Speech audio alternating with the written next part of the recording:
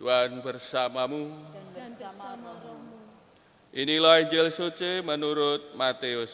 Dimuliakanlah Tuhan.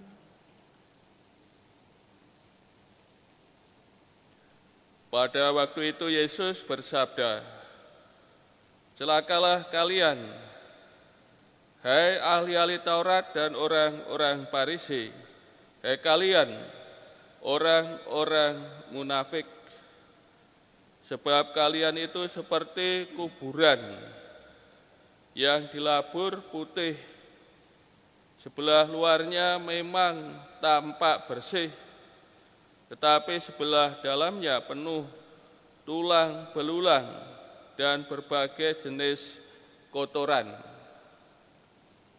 Demikianlah pula kalian, dari sebelah luar tampaknya benar, tetapi sebelah dalam penuh kemunafikan dan kedurjanaan.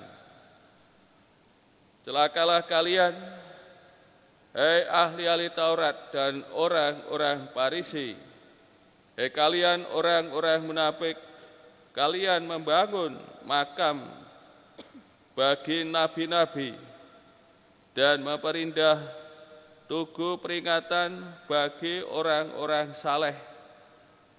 Dan sementara itu kalian berkata, seandainya kami hidup pada zaman nenek moyang kita, tentulah kami tidak ikut membunuh para nabi.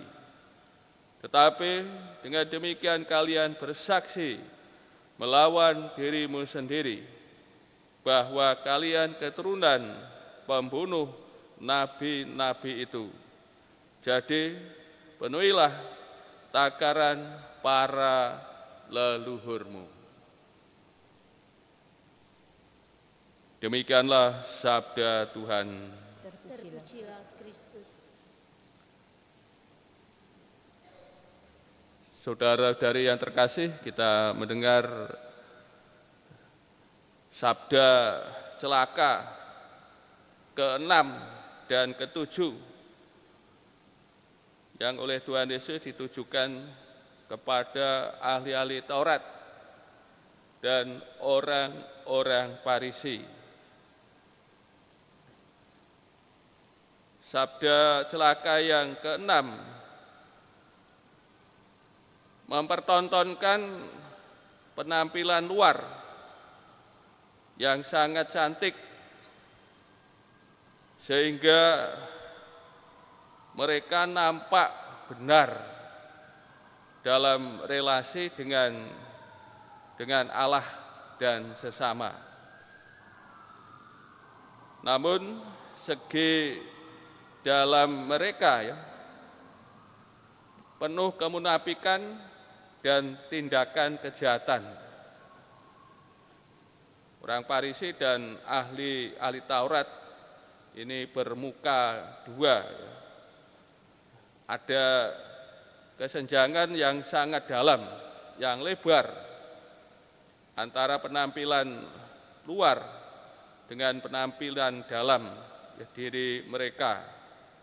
Maka gambaran mereka adalah seperti kuburan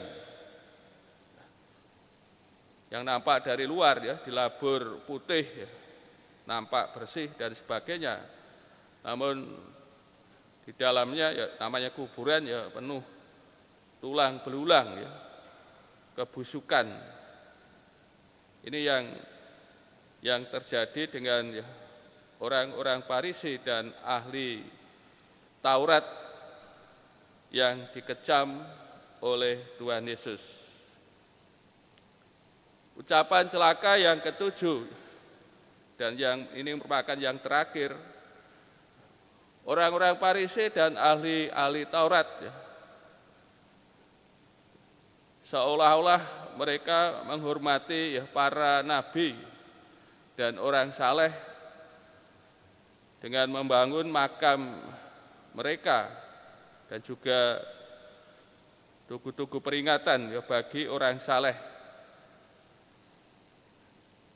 Dan juga dia berpura-pura kalau mereka hidup pada nenek moyang mereka.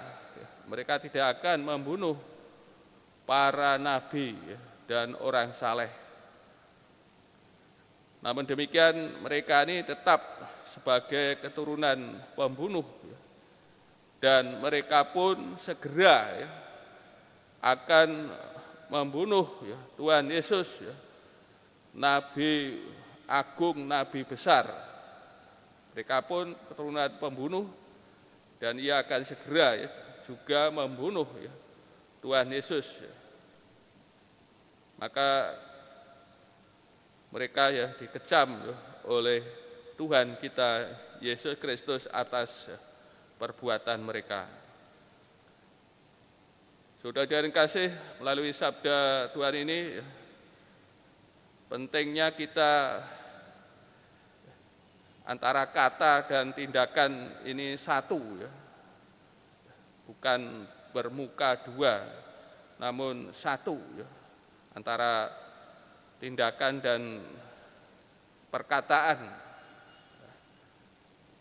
sehingga kita tidak disebut sebagai orang munafik sebagaimana ditampilkan oleh orang-orang Farisi dan ahli kitab. Maka perlu kita memperhatikan segi dalam diri kita, kedalaman dari diri kita. Kalau kedalaman diri kita baik, maka yang keluar tentu juga baik dan benar. Namun sebaliknya, kedalaman diri kita hancur lebur, porak-poranda, tentu yang keluar juga hal-hal yang buruk, yang jahat. Maka pentingnya bagaimana kita memperhatikan kedalaman diri kita, soal hati kita, menjaga hati, mengolah diri kita, sehingga dari dalam diri kita lahirlah hal yang benar, yang baik, lahirlah berkat bagi sesama kita. Mari kita belajar dari cara hidup orang Farisi dan ahli kitab yang dikecam oleh Tuhan Yesus karena mereka munafik dan hidup dalam tindak berbagai macam kejahatan.